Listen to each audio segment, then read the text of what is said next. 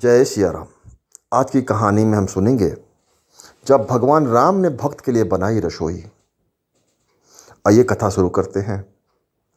बहुत साल पहले की बात है।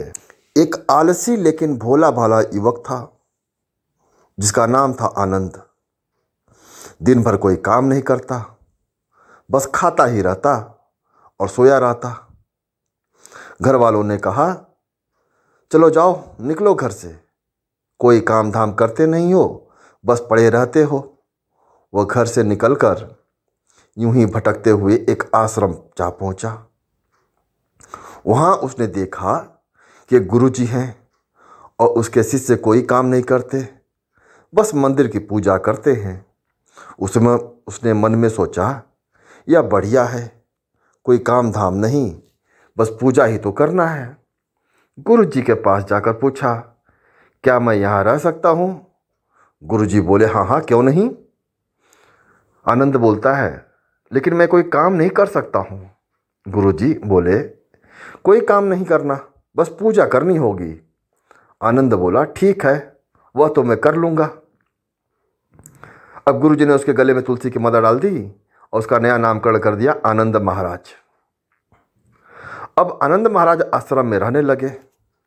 न कोई काम न कोई धाम, बस सारा दिन खाते रहो और प्रभु की भक्ति में भजन गाते रहो। महीना भर हो गया। फिर एक दिन आई एकादशी। उसने रसोई में जाकर देखा, खाने की कोई तैयारी नहीं। उसने गुरुजी से पूछा, आज खाना नहीं बनेगा क्या? गुरुजी ने कहा, आज तो एकादशी है, तुम्हारा भी उपवास है। उसने कहा, नहीं, अगर हमने उपवास कर लिया तो कल का दिन तो देख ही नहीं पाएंगे। हम नहीं कर सकते उपवास, हमें तो भूख लगती है। आपने पहले क्यों नहीं बताया? गुरुजी ने कहा, ठीक है, तुम ना करो उपवास, पर खाना भी तुम्हारे लिए कोई और नहीं बनाएगा, तुम खुद बना लोगे।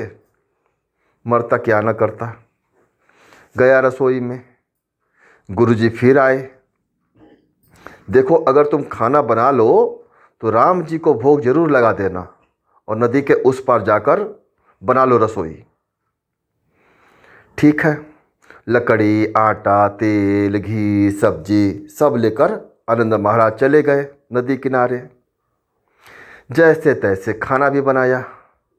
खाने लगा तो याद आया, गुरुजी ने कहा था कि राम जी को भोग लगाना है।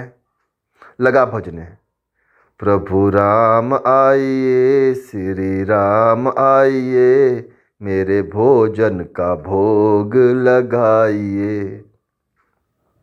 कोई ना आया तो बेचैन हो गया कि यहाँ तो भूख लग रही है और राम जी आ ही नहीं रहे। भोला मानस जानता नहीं था कि प्रभु साक्षात तो आएंगे नहीं, पर गुरु जी की बात मानना जरूरी है। फिर उसने कहा, देखो प्रभु राम जी, मैं समझ गया हूँ आप क्यों नहीं आ रहे। मैंने रूखा सूखा बनाया है और आपको तरमाल खाने की आदत है, इसलिए नहीं आ रहे हैं। तो सुनो प्रभु, आज वहाँ भी कुछ नहीं बना है, सबको एकादशी है, खाना हो तो यहाँ भोग ही खा लो। श्री राम अपने भक्त की सरलता पर बड़े मुस्कुराए और माता सीता के साथ प्रकट हो गए। भक्त असमंजस में। गुरुजी ने कहा था कि राम जी आएंगे, पर यहाँ तो माता सीता भी आई हैं। मैंने तो भोजन बस 2 लोगों का बनाया है, चलो कोई बात नहीं, आज ही नहीं खिला देते हैं। बोला, प्रभु मैं भूखा रह गया, लेकिन मुझे आप दोनों को देखकर बड़ा अच्छा लग रहा है। लेकिन अगली एकादशी पर ऐसा न करना, पहले बता देना कि कितने जन आ रहे हो, और हाँ, थोड़ा जल्दी आ जाना। राम जी उसकी बात पर बड़े मुदित हुए, प्रसाद ग्रहण कर चले गए। अगली एकादशी को यह भोला मानुस सब भूल गया। उसे लगा प्रभु ऐसे ही आते होंगे और प्रसाद ग्रहण करते होंगे। फिर एकादशी आई। गुरु जी से कहा, मैं चला अपना खाना बनाने, पर गुरु जी थोड़ा ज़्यादा अनाज लगेगा, वहाँ 2 लोग आते हैं। गुरु जी मुस्कुराए, भूख के मारे बावला है, ठीक है ले ले, जा अनाज और ले जा। अब की बार उसने 3 लोगों का खाना बनाया। फिर गुहार लगाई, प्रभु राम आइए, सीता राम आइए, मेरे भोजन का भोग लगाइए। प्रभु की महिमा भी निराली है। भक्त के साथ कौतुक करने में उन्हें भी बड़ा मजा आता है। इस बार वे अपने भाई लक्ष्मण, भरत, शत्रुघ्न और हनुमान जी को लेकर आ गए। भक्त को चक्कर आ गए। यह क्या हुआ? एक का भोजन बनाया तो दो आए, आज दो का खाना ज़्यादा बनाया तो पूरा खानदान आ गया। लगता है आज भी भूखा ही रहना पड़ेगा।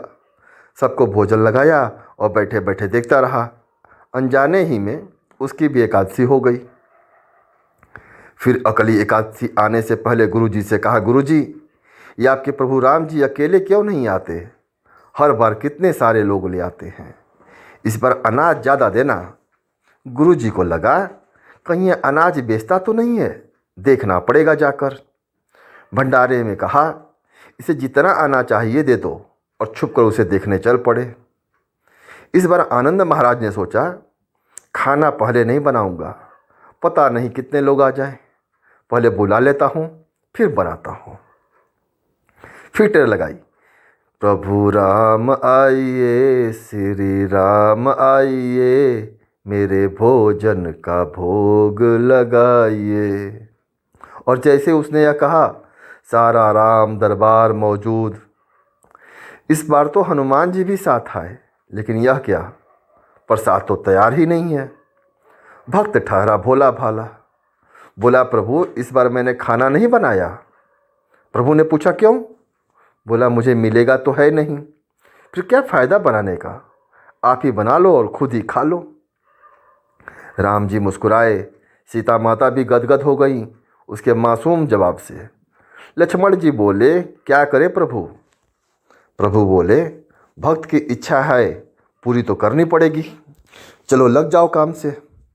लक्ष्मण जी ने लकड़ी उठाई, माता सीता आटा सानने लगी। भक्त एक तरफा बैठकर देख रहा था। माता सीता रसोई बना रही थी तो कई ऋषि मुनि यक्ष गंधर्व प्रसाद लेने आने लगे।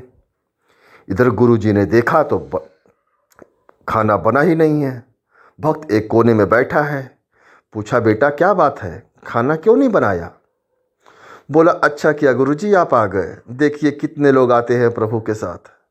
गुरुजी बोले, मुझे तो कुछ नहीं दिख रहा तुम्हारे और अनाज के सिवा। भक्त ने माथा पकड़ लिया। एक तो इतनी मेहनत करवाते हैं प्रभु, भूखा भी रखते हैं, और ऊपर से गुरुजी को दिख भी नहीं रहे हैं, यह और बड़ी मुसीबत है। प्रभु से कहा, आप गुरुजी को क्यों नहीं दिख रहे हो? प्रभु बोले, मैं उन्हें नहीं दिख सकता। बोला, क्यों? वो तो बड़े पंडित हैं, ज्ञानी हैं, विद्वान हैं, उन्हें तो बहुत कुछ आता है, उनको क्यों नहीं दिखते आप? प्रभु बोले, माना कि उनको सब आता है, पर वे सरल नहीं है तुम्हारी तरह, इसलिए उनको नहीं दिख सकता। आनंद ने गुरुजी से कहा, गुरुजी प्रभु जी कह रहे हैं आप सरल नहीं हैं, इसलिए आपको नहीं दिखेंगे। गुरुजी रोने लगे, वाकई मैंने सब कुछ पाया पर सरलता नहीं पा सका। तुम्हारी तरह और प्रभु तो मन की सरलता से ही मिलते हैं। प्रभु प्रकट हो गए और गुरुजी को भी दर्शन दिए। इस तरह एक भक्त के कहने पर प्रभु ने रसोई भी बनाई। यह भक्ति कथा लोक श्रुति पर आधारित है। जय जय सिया राम। कथे का आनंद लिया आपने, बहुत बहुत धन्यवाद।